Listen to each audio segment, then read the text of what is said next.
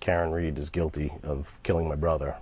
It's not a prosecution, it's a persecution. There is no case against me. So Karen Reed most likely had a contract with Dateline 2020, Vanity Fair, and who knows who else. And in that contract, it probably stipulated that those interviews could not be released until after her trial. Unfortunately for Karen Reed, she got a mistrial, and so that content was legally allowed to be released.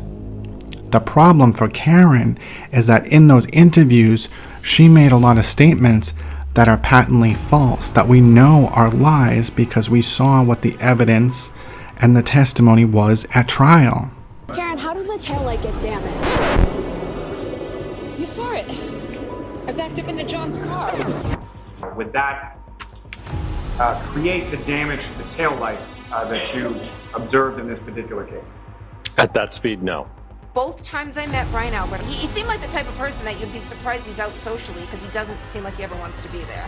Nobody extended the invite to me. I didn't hear the invite extended to you. Put her arm around her and she said in front of me, she's like, you're coming with me, you're coming with me. Can we make sure we're welcome here? You know, go past Bella's street. It's at the bottom of the hill. So John, can you just run in there and It was another car that I hadn't recognized before. It was a dark SUV. see him go to the door and start to cross the threshold, and I'm thinking, all right, let me look at my phone for Did you see anybody exit from that vehicle at any point? No. Didn't see him go in the house because he ran. Because it was real quick. Because he ran because it was cold out. He must have ran real fast. That makes sense to a lot of people. What doesn't make sense to anyone, That does not make sense. I see him open the door and put his head inside. They never came into my home. So he was going up and down the stairs between 12:21 and 12:24. But Waze says he didn't get there till 12:24. The Waze does not say that. They were with the ascending, descending stairs. They would continue down through this little piece here, take the right onto Cedar Crest. They continue down Cedar Crest, missing Fairview right here, and then turn back around and then come to the house. Somehow there are still people out there that are going to say that John O'Keefe went in the house or he went in the backyard or something. The problem is you're not using your brain. Julie Nagel, who is unrelated to the Alberts, was waiting for her brother to arrive, standing by the door looking out the window. He pulled up a car with his girlfriend and his friend. Julie Nagel comes out to the car, talks to her brother, and goes back inside the house. There's no chance in hell that John O'Keefe just slipped by them and went in the house. Furthermore, his phone data shows he never went further than the spot that he was found. This is GPS point number 345. So whether you like them or not, these are facts. John O'Keefe and Karen Reed never entered my house. There's no any plotted points anywhere other than right in this area for the rest of the night. This is where it stays.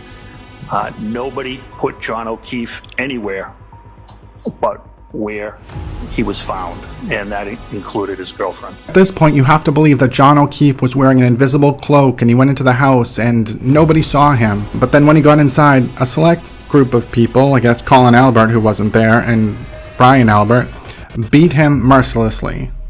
And everyone inside that house decided, you know what, we should turn this into a murder. Not just a beating, this should be a murder. So we should put him unconscious out on the front lawn next to his phone. Hopefully he doesn't come to and call the cops, but I guess that was the best plan that they come up with. So they just lucked out that Karen Reed came back to the scene, recognized the mound of snow in the shape of John O'Keefe, and said, there he is. And started saying, could I have hit him? Did I hit him? And she also had an unexplained broken taillight, and they just lucked out. Like, what are the odds? Now, that's 74.5% as far as the pressure being applied to the accelerator pedal, correct? Correct. So the Lexus data from the first trial shows that she pushed the pedal down 75% of the way, got it up to 24 miles per hour, and there was a reduction in speed, but no reduction in acceleration, meaning she hit something, and the steering wheel jostled, and that was the data that we saw in the first trial. So now the prosecution is asking to re-examine that data. And Karen Reed's team is like, no, don't examine it. But if she was innocent, wouldn't she want them to re-examine the data? Because if a better expert came to look at that data, they'd clearly see that she did not hit John O'Keefe, right? But no, she doesn't want them to look at it. Ask yourself, why would that be? Because she's not innocent. That as I slowly edge my way down the street, he's going to say, wait, Karen, where are you going? One, I didn't really want to be there. Two, I had to go to the bathroom. Her balloon knot leaks, right? Yes. And it pissed me off. 2 full minutes, I start calling him. What happens next? I left. John, I hate you! I called him just over 50 times. 50 times? Yeah. John, I'm here with your kids, and nobody knows where the you are, you pervert. Men and women of integrity will undo the wrongs that have been perpetrated on my family and my daughter. Oh, integrity. Come on now. We seen you all gawking at the back of Karen Reed's car that morning. We all know what you're looking at. She felt she struck something. Get a grip, man. You have no integrity. She said, Dad, I think I struck something. Says, I remember, all right, backing up and hitting something. She said John goes in, walks into the door, and she just looks down at her phone. If you were going to send someone into a house and they were going to go in and check it out, and then they just disappeared into thin air, yeah, you would call and text saying, should I park the car and come in, or I'm going to leave you here, do you have a ride home? But no, Karen didn't text or call or do anything. All of a sudden, she's just raging and screaming at him as she's driving towards his house. So she lied. Her entire story makes zero sense. We know that he didn't get out of the car right away because nobody saw him. His phone shows that he didn't get out of the car. And Karen Reed saying he got out of the car and she was calling and texting is a lie. So you know that he didn't get out of the car. You know that he was still in the car arguing with her all that time. And the GPS data shows that he never went near that front door of the house. The furthest he got to getting in the house was where his body was found. And then, in the most damning statement of all, Karen lets the truth slip out. But could I have clipped him? Could I have tagged him in the knee and incapacitated him? He didn't look mortally wounded as far as I could see, but could I have done something that knocked him out and in drunkenness and in the cold didn't come to again? And this would have been the moment you dropped him off at the party. Would have had to have been. And I think we all know this is exactly what happened. She clipped him, she didn't think he was mortally wounded, and then she called 50 consecutive times, hoping that he was going to get up and answer the phone. She said, John's dead. Carrie, Carrie, Carrie. And then she hung up.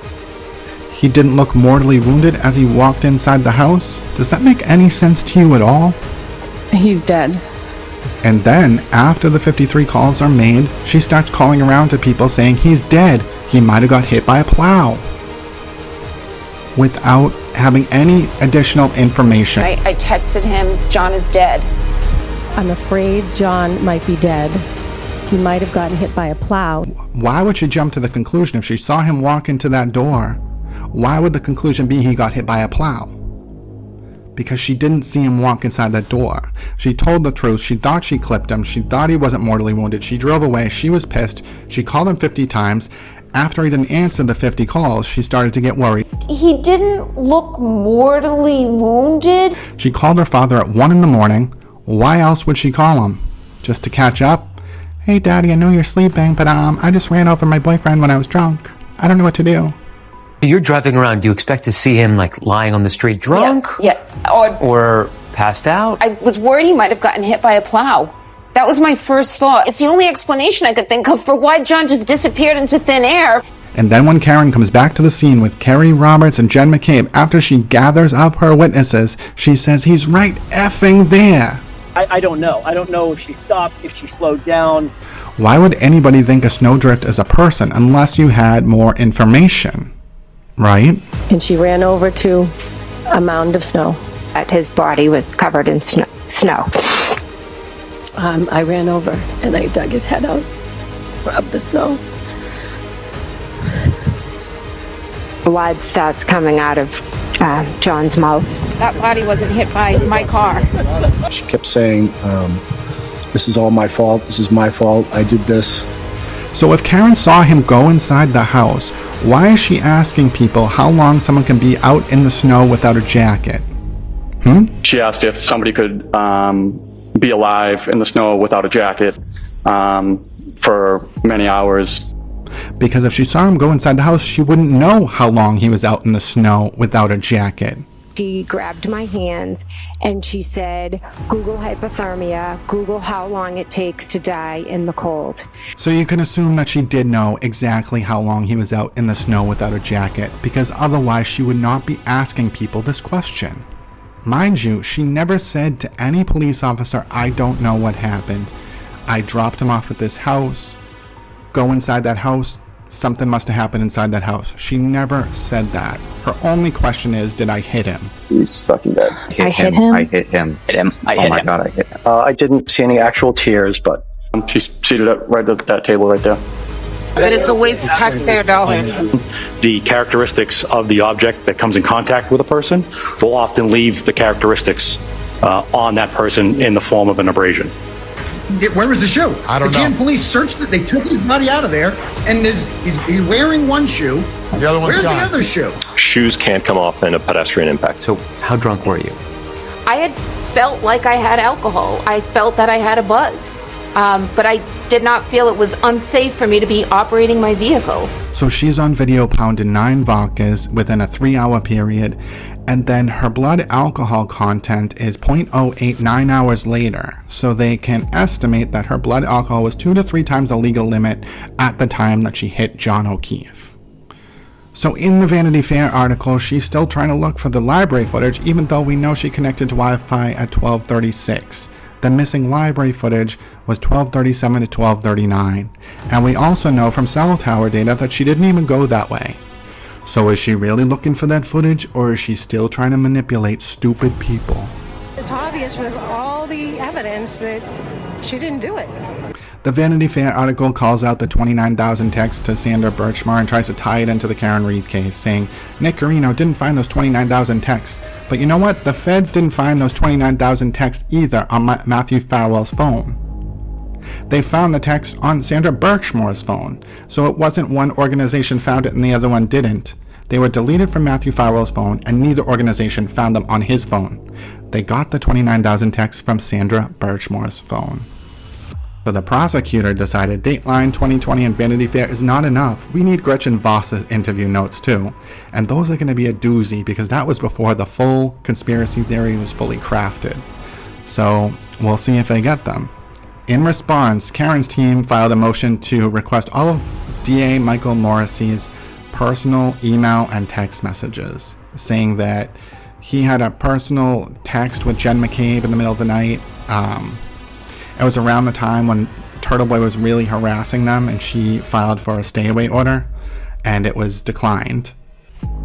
And she said, I'm really mad about this, or Chris didn't get it, Chris Albert, because Turtle Boy was going to the town hall meetings and the pizza shop to harass him. Chris Albert, who was not even at the house at the same time that John O'Keefe was.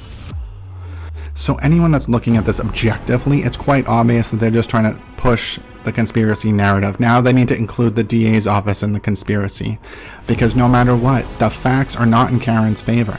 The facts show that she killed him. So now the DA's in on it too, right? But the funny thing is that Sean McDonough said that Michael Morrissey's phones were wiretapped by the feds. That they had wiretaps on Morrissey. You said to me that Lally was hiding the ball. Wrong again, Sean. Maybe you should have checked your source. Those are your words. You're not that educated, Karen, in the federal law. And you're talking about wiretaps. You're talking about fucking Morrissey's cell phone and his office phones. Now, if you lied, then that's on you. Oh wait, his source was the defendant, Karen Reed, who's lied about everything. I mean, my God, how is this guy a federal DEA agent? He doesn't even know how to vet a source. He just takes a defendant's word as gospel? I mean, no wonder we have an opioid crisis in this country if they're all like that. Jesus Christ. So she has her father on the megaphone saying she's factually innocent. My poor daughter. And then she hired a gaggle of YouTube misfits to echo that sentiment, to push disinformation, to harass the witnesses in this case, to harass and disparage the family. How sick can you be? Just the corrupt system trying to get him, trying to silence him. Turtle Boy ain't going anywhere. Not only is he not going anywhere, he's right fucking here. Yeah, you like that? Yeah, fucking. fugitive unit. Yeah, you like that. You saw me on Boston Confidential, didn't you? You like that, huh? You like that? We're all behind you. My We got your mother back. loves you, and she really is. She really wants you to be free. You are a gracious power of example to so many of us. I'm so proud to be part of the Free Karen Reid movement. They all in your town. Colin Albert and Brian Albert killed John O'Keefe. Here she is. Get good angles, come on! Fuck is wrong with Peggy O'Keefe? Oh, she's fucking old. You're being mean to the mother. Well, fuck her too, okay? Fuck her too. You're old and you have to be nice to fucking old people, especially when their fucking kids died. Good. Paul O'Keefe. After what he's helped do to me, I changed my mind. I don't want him changing teams. You know, shit was stupid. You are a disgrace to your brother, dude. A disgrace. You are a disgrace. How easy is it for these people to sell their souls for likes and clicks on the internet? Pathetic.